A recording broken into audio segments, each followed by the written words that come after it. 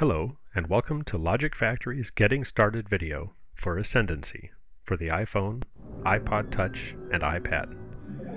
Here you see the new game screen, where you can choose between 21 different alien species to play. You can also set the player color, the diplomatic atmosphere, the number of species, and the star density in the game. These options allow you to set a game that could take hours or even days to play, or one that is much shorter.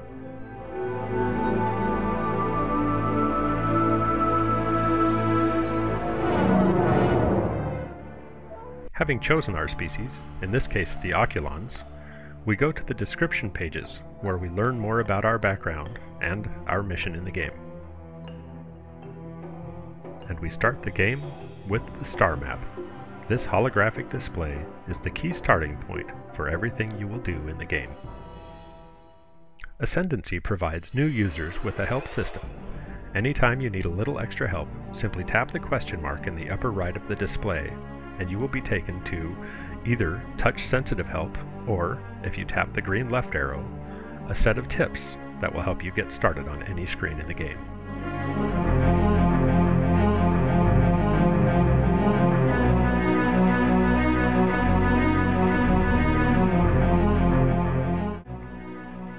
The first thing you will need to do is tap the planet in the lower part of your display. This will take you to the planet's menu, where you can choose your planet, tap on it, and go there. This is your home world. Every species starts with a single home world that needs to be built out in order for you to make progress through the game. As you can see, the tip text will help you get started on the planet. The first thing you want to do is build a basic structure that either contributes to agriculture, industrial capacity, or knowledge production. In this case, we're going to build a laboratory, which is the first basic unit that you can build on your planet that allows your scientists to begin studying new technologies. You can then fast forward time from the star map until your first structure is built. If you built a laboratory, you will immediately go to the knowledge tree, where you can research your first technology. After building your first structure and getting new free population, you can go back to your homeworld and build your second structure. In this case, the user is building a factory. As you may observe, in the beginning of the game, it's good to use the fast forward button. This allows you to much more quickly get to the completion of your projects and your early studies. You want to build evenly. You want to build structures that contribute to agriculture so that your population continues to grow, knowledge production so that you can more quickly learn new things, and industrial capacity so that you are able to build your structures more quickly as your planets progress. This means that in the beginning of the game, you will be focused on building factories, laboratories, and agriplots on your planet.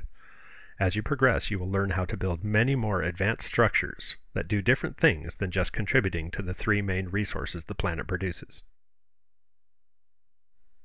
During this time of early building, you will be progressing through the knowledge tree to the point that you will be able to build your first shipyard and get to build your first ship. Let's watch as the player progresses a bit.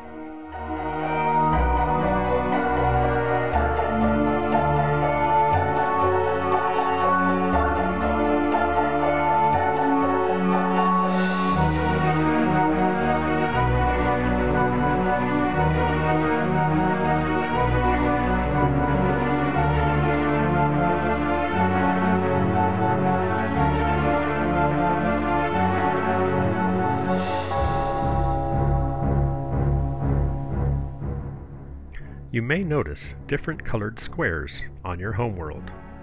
These squares, depending on their color, give a different bonus for the three main resources your planet produces.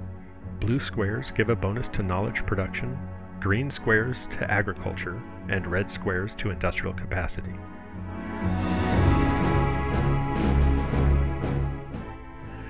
The game will inform you when you have progressed far enough down the knowledge tree that you have all the technologies needed to build your first ships that can enter faster than light star lane travel.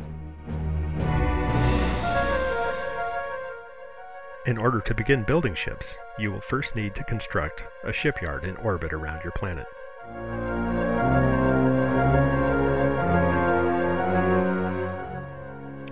Your shipyard will take some time to build. During this time, you can continue your research, and your planet will continue to produce new population.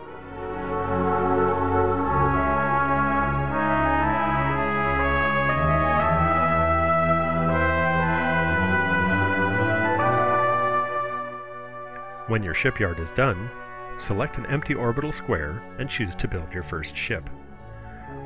Each ship must contain at least one engine, one generator, and one Starlane drive if you want to enter Starlane travel. Other than that, you can also put on shields, weapons, sensors, and colonizers. In the beginning of the game, you will want to be sure to equip your first ships with at least some colonization units, because it is crucial to colonize other planets quickly. Once you have indicated what you want to build on your ship, you have the option to name it anything you like. For the purposes of this Getting Started tutorial, it is not possible to cover many of the funnest aspects of Ascendancy. There are many more details, for example, in the knowledge tree, where as you progress through the game, the variety of inventions and gizmos truly becomes astonishing. Here, the player has just completed his first ship and instructed it to leave orbit. Before he leaves the planet to give his ship its orders, he is setting it to build his second ship. This second ship is larger than the first because the player has chosen to build a medium-hulled ship. As you can see, it will be able to hold more gizmos, more engines and generators, and shields.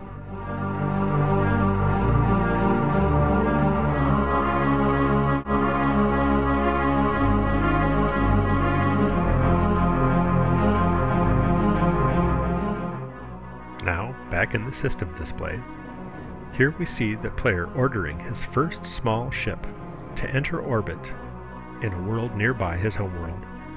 He chooses a colonizer unit, taps on the planet, and has just completed building his first colony.